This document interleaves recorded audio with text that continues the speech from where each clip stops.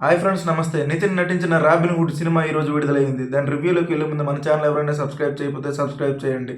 Robin Hood Nitin తను చిన్నతనంలో ఒక అనాథాశ్రయంలో పెరుగుతుంటాడు.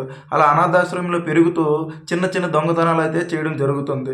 పక్క వారికి కూడా తెలియకుండా, తన సొంత మనుషులు కూడా తెలియకుండా దొంగతనాలు అయితే చేస్తుంటాడు. అలా దొంగతనాలు చేస్తూ చేస్తూ పెద్దయ్యాక కూడా చిన్న చిన్న దొంగతనాలు మానేసి చాలా రిచ్ పర్సన్, పెద్ద పెద్ద వాళ్ళ ఇంట్లో దొంగతనాలు చేస్తుంటాడు. ఈ విషయం హోమ్ మినిస్టర్ దాకా వెళ్తుంది. హోమ్ మినిస్టర్ అయితే ఒక స్పెషల్ ఆఫీసర్ని అయితే నియమించడం జరుగుతుంది.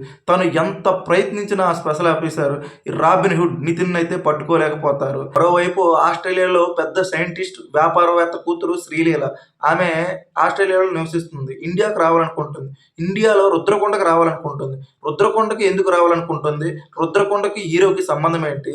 రుద్రకొండకు హీరోకి, హీరోయిన్కి సంబంధం ఏంటి అనేది మీరు తెరపైన చూడాలి. చలో భీష్మ చిత్రాలతో దర్శకుడిగా బలమైన ముద్ర వేశాడు వెంకీ కుడుముల. ఆ రెండు చిత్రాలకు ప్రధాన ఆకర్షణ ఎంటర్టైన్మెంట్, కామెడీ. అలాగే robin hood teaser, theatrical trailer చూస్తే కామెడీకి ఏమాత్రం డోకాలేదనిపించింది. వెంకీ కుడుముల గత చిత్రాలతో పోలిస్తే కామెడీ కొద్దిగా తగ్గిందనిపిస్తుంది మనకి. అయితే దర్శకుడు వెంకీ కుడుముల కామెడీ పైన ఎక్కువ ఫోకస్ పెట్టాడు గానీ కథ పైన ఎక్కువ ఫోకస్ పెట్టలేదు. కథలో అంత దమ్ము అయితే లేదనిపిస్తుంది. నితిన్ రాబిన్ హుడ్ పాత్రకి సరిపోయాడు. ఆ దొంగతనాలు చేసే పాత్రకి సరిపోయాడు.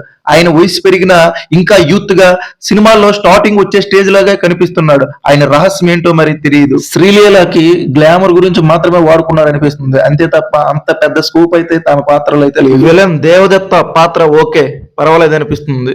రాజేంద్ర ప్రసాద్, వెన్నెల కిషోర్ మనకు బాగా నవ్విస్తారు. వెన్నెల కిషోర్ అయితే ఈ సినిమాకి ప్రధాన బలమని చెప్పాలి. బాగా నవ్వించారు. డేవిడ్ వార్నర్ ఎంట్రీ అయితే అదిరిపోయింది. సినిమాలో అంత పెద్ద స్కోప్ ఏం లేదు. మేబీ సినిమా హిట్ అయితే సెకండ్ పార్ట్ లో పెద్ద పాత్ర ఉంటుంది అనిపిస్తుంది. ఇక ఈ చిత్రానికి సంగీత దర్శకుడు జీవి ప్రకాష్ కుమార్.